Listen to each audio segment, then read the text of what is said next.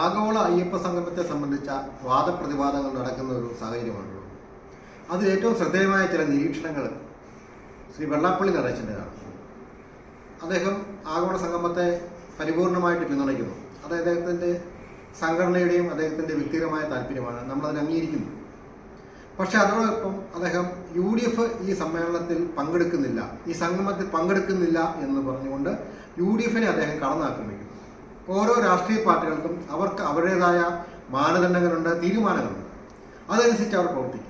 പക്ഷെ അതിൽ വിഭിന്നമായി വെള്ളാപ്പള്ളി പറയുന്നത് UDFൽ കേരള കോൺഗ്രസും മുസ്ലിം ലീഗുമാണല്ലോ, അവരാണല്ലോ UDFന്റെ തീരുമാനം നടത്തുന്നത്, അതുകൊണ്ടാണ് അവർക്ക് ആഗോള സംഗമത്തിൽ പങ്കെടുക്കാൻ കഴിയാത്തത് എന്ന് വെള്ളാപ്പള്ളി ഇടയ്ക്കിടയ്ക്ക് കുത്തുന്നുണ്ട്. അത് ശരിക്കും പറഞ്ഞാൽ കടുത്ത ഒരു വർഗീയ പരാമർശമാണ്.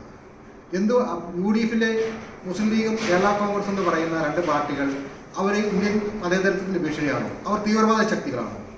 പിന്നെ എന്തുകൊണ്ടാണ് അവരെ കുത്തി ഇവർ പറയുന്നു?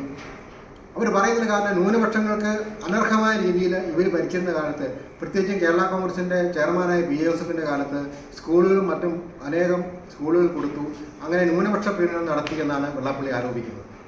എന്നാൽ മറ്റൊരു കാര്യം പറയട്ടെ, വെള്ളാപ്പള്ളി എന്തുകൊണ്ട് അതിനേക്കാൾ ക്രിസ്ത്യാനികളെ സഹായിച്ചിരിക്കുന്നത് KM മാണിയാണ്. KM മാണിക്കെതിരെ പുള്ളി പറയുന്നുണ്ടോ? ഒരിക്കൽ ജോസ് കെ മാണിക്കെതിരെ ചെറിയ രണ്ട് പരാമർശങ്ങൾ നടത്തി എന്ന് ഒഴിച്ചാൽ KM മാണിക്കെതിരെ അദ്ദേഹം പരാമർശങ്ങൾ നടത്തിയിട്ടില്ല.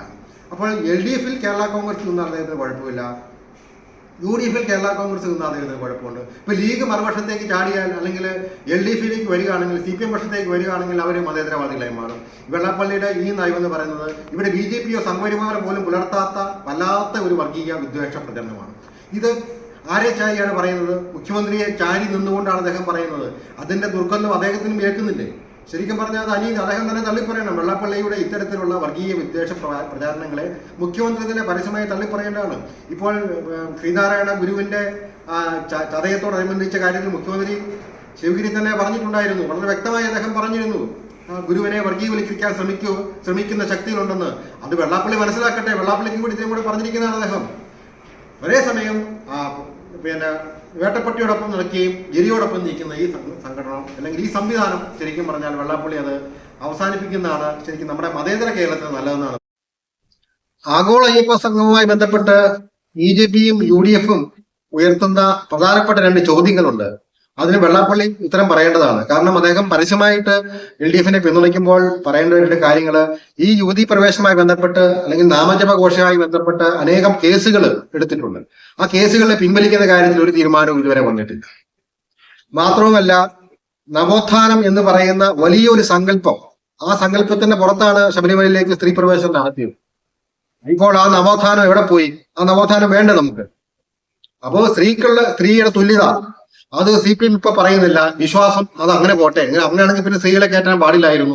അപ്പൊ വെള്ളാപ്പള്ളി ആ കാര്യം പറയേണ്ടതാണ്. വെള്ളാപ്പള്ളിയുടെ മകനായ തുഷാർ വെള്ളാപ്പള്ളി പോലും അവർ നിൽക്കുന്ന NDA പോലും ഈ പങ്കെടുക്കുന്നില്ല, അവർ താല്പര്യം പ്രകടിപ്പിക്കുന്നില്ല. അത് അദ്ദേഹത്തെ പറയുന്നില്ല. അവിടെ തിരുത്താൻ അദ്ദേഹം തയ്യാറാകണം. ഒരേ പക്ഷത്ത് BJPയെ ചില കാര്യങ്ങളെ പുകഴ്ത്തുകയും എന്നാൽ BJP ഉയർത്തുന്ന കാതലായ ഒരു വളരെ അതോടൊപ്പം തന്നെ വളരെ ശ്രദ്ധേയമായ ഒരു നിരീക്ഷണമാണ് BJP പറയുന്നത്. ഈ കേസുകൾ പിൻവലിക്കാതെ എങ്ങനെ വിശ്വാസികൾ അവിടെ ഈ സംഗമത്തിൽ പങ്കെടുക്കും? അതിന് വെള്ളാപ്പള്ളി പറയണ്ടേ? ഇപ്പോൾ അതിനെപ്പറ്റി ഒന്നും പറയണ്ട. ശബരിമലയ്ക്ക് ഇഷ്ടം പോലെ പണം വരുന്നുണ്ട്, ആ പണത്തിന് വേണ്ടിയാണ് നടന്നത്. അതാണോ ശരിയായ എത്തിക്സ്? അതാണോ നീതിപരമായി ചെയ്യേണ്ട കാര്യങ്ങൾ? ആദ്യമായിട്ട് ഈ കാര്യത്തിൽ തീരുമാനം എടുക്കണം. വിശ്വാസികളുടെ മനസ്സിലേറ്റ മുറിവുണക്കുവാൻ ആദ്യം തയ്യാറാകണം. എങ്കിൽ മാത്രമേ ഈ വിശ്വാസ സംരക്ഷണം അല്ലെങ്കിൽ ഈ അയ്യപ്പ മഹാസംഗമം എന്ന് പറയുന്നത് ശരിക്കും അത് യാഥാർത്ഥ്യമാകുള്ളൂ, അല്ലെങ്കിൽ ആളുകൾക്ക് അതിന് വിശ്വാസം ഉണ്ടാവുള്ളൂ. എങ്കിൽ മാത്രമേ അത് ആളുകളെ വിശ്വാസത്തിലെടുത്താണ് നടപ്പിലാക്കുന്നത്, വിശ്വാസികളുടെ വിശ്വാസം സംരക്ഷിക്കപ്പെട്ടു എന്ന് ഒരു തോന്നൽ ഉണ്ടാകണം. അല്ലെങ്കിൽ ഇത് വലിയൊരു രാഷ്ട്രീയ തിരിച്ചടിക്ക് തന്നെ LDFന് കാരണമാകാനാണ് സാധ്യത.